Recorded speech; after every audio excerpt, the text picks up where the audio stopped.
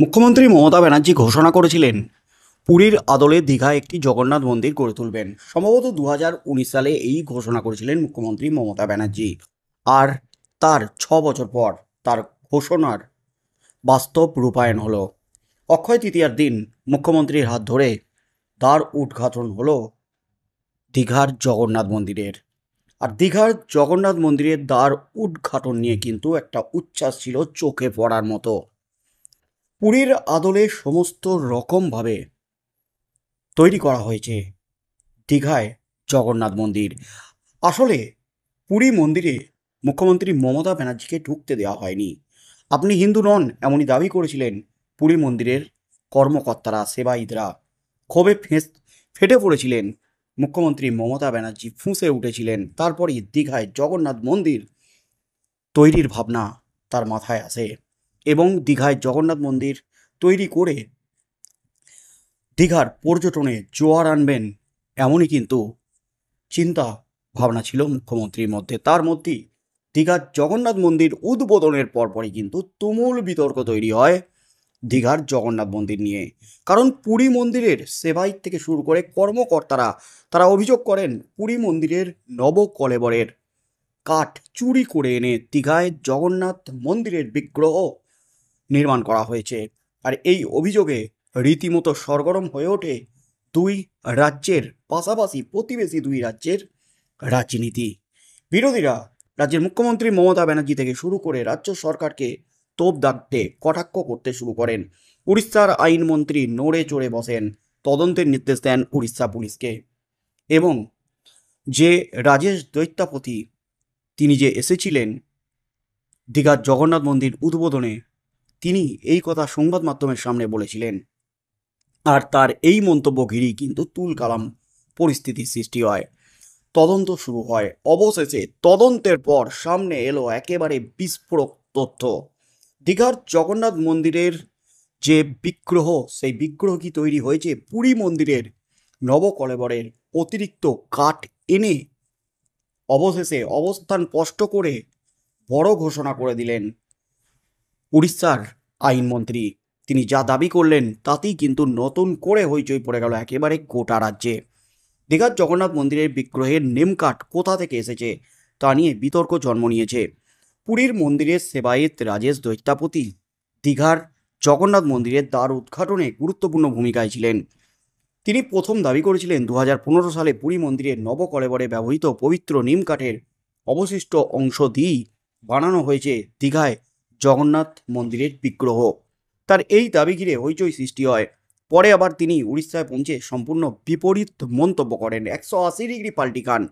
নিমকাঠ বিতর্কে এবার ইতি টানল উড়িষ্যা সরকারি আইনমন্ত্রী, স্বীকার করে নিলেন ভুলবশত বলেছিলেন দৈত্যাপতি। মুর্শিদাবাদে যাওয়ার আগেই নেমকাট বিতর্কে মুখ খোলেন মুখ্যমন্ত্রী মমতা ব্যানার্জি। মমতা বলেন, মা কালী বাড়ি স্কাইওয়াক করলে প্রশ্ন ওঠে না, দক্ষিণেশ্বর মন্দিরে স্কাইওয়াক করলে প্রশ্ন ওঠে না, জগন্নাথ ধাম করলে খুব গায়ে লেগেছে না। তিনি বলেন, বলা হচ্ছে নিম কাঠের কাঠ চুরি করেছি। আরে আমার বাড়িতে 4টে নিম গাছ রয়েছে, কটা দরকার জিজ্ঞাসা করুন। আমাদের চুরি করতে হয় না, নিম কাঠ চুরি করে জগন্নাথ ধাম করেছে। মমতা বন্দ্যোপাধ্যায়ের এই অবস্থা হয়নি। আমাদের মূর্তি ছিল মার্বেলের, ওটা দৈত্যাপতি নিয়ে এসেছিলেন, তাকে কাল ডাকা হয়েছিল। আমি শুনেছি উনি বলেছিলেন এটা আমি অন্য জায়গা থেকে দিয়েছি। তাকে আবার প্রশ্ন করা হয়েছিল, তুমি কেন পুজো করতে গিয়েছিলেন? নোটিফিকেশন দিয়েছে কেউ যাবে না। এতে খুব গায়ে লাগছে তাই না? কেন গায়ে লাগছে প্রশ্ন তুলেছেন মুখ্যমন্ত্রী মমতা ব্যানার্জি। ঘটনাক্রমে দীঘার জগন্নাথ মন্দিরের নেমকাঠ বিতর্কে ইতি টানল এবার উড়িষ্যা সরকার। পুরীর জগন্নাথ মন্দিরের বাড়তি কাঠ থেকে দীঘার জগন্নাথ মন্দিরের মূর্তি বানানো, এই বিতর্কে জল ঢাললেন সেই রাজ্যের আইনমন্ত্রী। তিনি স্পষ্ট জানিয়েছেন এটা কোনোভাবেই সম্ভব নয়। দৈত্যাপতি মুখ ফসকে এটা বলে ফেলেছেন।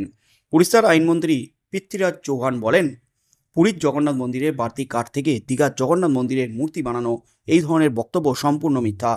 ওখানকার মহারানা সেবক যে সমাজ আছে তাদের সঙ্গে কথা বলার পর এটা সামনে এসেছে, কাঠের যতটা অংশ বাকি রয়েছে তা নিয়ে নতুন করে কোনো মূর্তি বানানো অসম্ভব।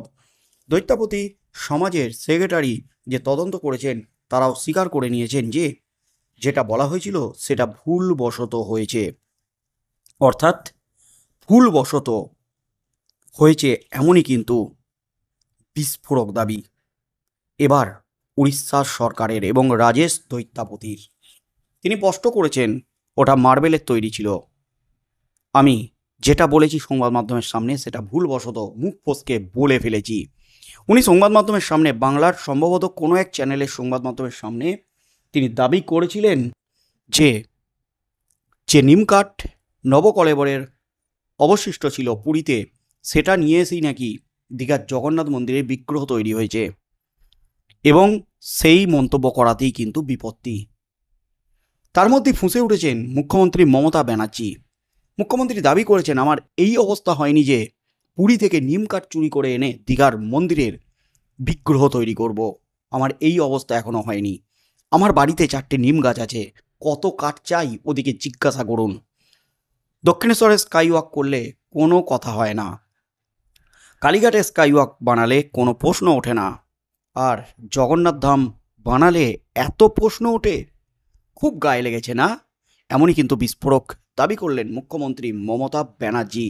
তবে বিভিন্ন মহল থেকে যে দাবিটা করা হচ্ছে, পুরীর জগন্নাথ মন্দিরের আদলে দীঘায় জগন্নাথ মন্দির উদ্বোধন করায় পুরীর পর্যটনে কিন্তু কিছুটা হলেও ভাটা পড়বে। কারণ যে সমস্ত মানুষ অত দূরে যেতে পারে না, তারা এবার থেকে বাংলার মানুষ তারা দীঘার জগন্নাথ মন্দিরে যাবেন, এমনই কিন্তু দাবি বিভিন্ন মহলে। তবে আর একটা বিষয় নিয়ে যে বিতর্ক তৈরি হয়েছিল, জগন্নাথ ধাম, দীঘাকে জগন্নাথ ধাম কেন বলা হচ্ছে, জগন্নাথ ধাম কথাটি মুছে দিতে হবে, এমনই দাবি উঠেছিল পুরী জগন্নাথ ধামের তরফ থেকে, এবং সেই নিয়েও কিন্তু বিতর্ক তৈরি হয়েছিল। তবে এবার কিন্তু উড়িষ্যার আইনমন্ত্রী পৃথ্বীরাজ চৌহান, যিনি তদন্তের নির্দেশ দিয়েছিলেন, অবশেষে এই বিতর্কে তিনি নিজেই জল ঢেলে দিলেন।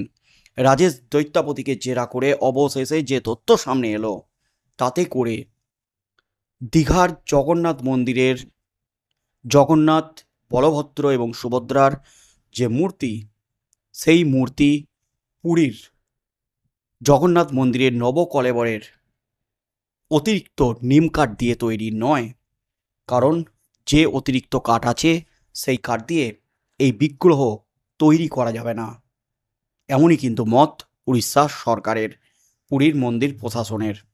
কি হতে চলেছে আগামী দিনে?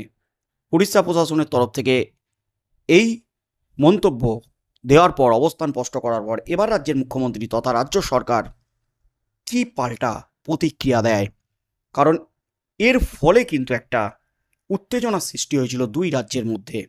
কি হতে চলেছে আগামী দিনে, সেদিকেই চোখ থাকবে গোটা রাজ্যের।